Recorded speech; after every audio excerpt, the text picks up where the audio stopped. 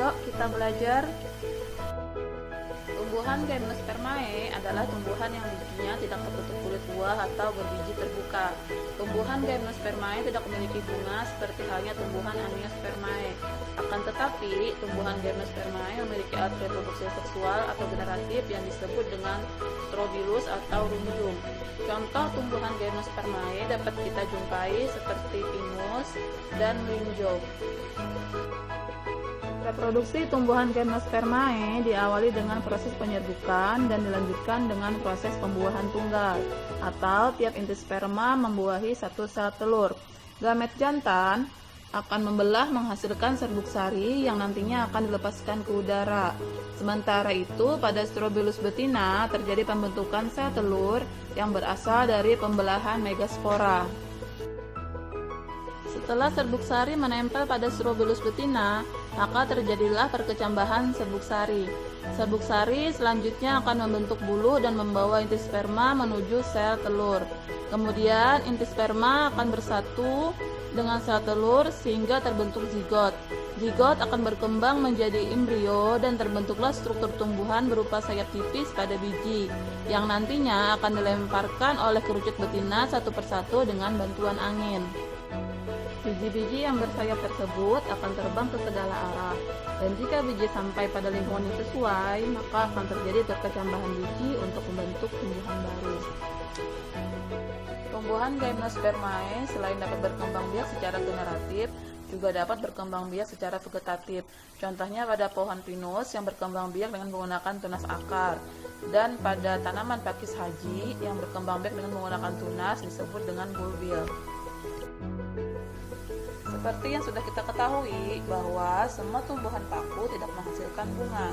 Lalu bagaimana tumbuhan paku berkembang biak?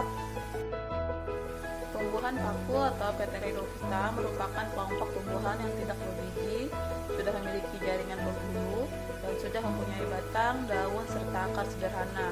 Tumbuhan paku mengalami pergiliran keturunan atau metagenesis seperti lumut. Metagenesis adalah pergiliran keturunan yang melibatkan dua fase sekaligus, yaitu fase sporopit dan fase gametofit. Di bawah ini ada dua contoh tumbuhan paku. Yang pertama, paku sarang burung. Yang berikutnya ini contoh paku sejati. Tahap gametofit tumbuhan paku dimulai dari protalium yang menghasilkan antheridium atau organ reproduksi jantan, yang nantinya akan menghasilkan sel sperma. Juga archegonium atau organ reproduksi betina yang menghasilkan sel telur. Kadar air yang tinggi akan membantu sel sperma untuk bertemu dengan sel telur sehingga terjadilah pembuahan dan terbentuklah zigot. Zigot yang tumbuh akan memulai tahap sporopit baru dan nantinya akan menjadi sporopit dewasa. Sedangkan reproduksi aseksual pada tumbuhan paku dilakukan oleh rizoma. Rizoma ini nantinya akan tumbuh ke segala arah dan membentuk koloni tumbuhan paku yang baru. Tumbuhan lumut atau Merophyta merupakan tumbuhan terestrial atau hidup di daratan. Lumut dapat dengan mudah ditemukan pada tempat lembab dan teduh. Bentuk tubuh lumut ada yang berupa lembaran dan ada juga yang mirip tumbuhan kecil. Akar sederhana pada lumut disebut dengan rezuit, di mana rezuit ini berfungsi untuk menyerap air dan garam mineral, serta untuk melekat pada habitatnya.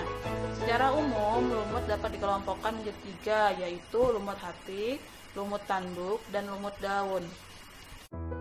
Reproduksi tumbuhan lumut dimulai ketika spora berkecambah menghasilkan protonema. Protonema kemudian tumbuh menjadi tumbuhan lumut. Dari ujung batang berkembang organ reproduksi betina atau archegonium menghasilkan sel telur, dan organ reproduksi jantan atau antheridium menghasilkan sperma.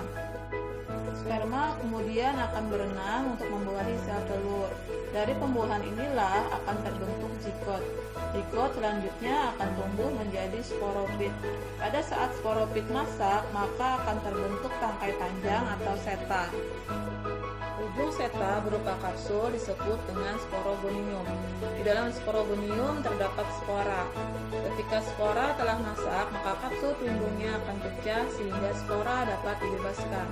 Spora yang dibebaskan tersebut nantinya akan berkecambah dan memulai siklus hidup lumut kembali. Demikian materi kita pada hari ini. Tetap jaga kesehatan dan semangat untuk belajar. Assalamualaikum warahmatullahi wabarakatuh.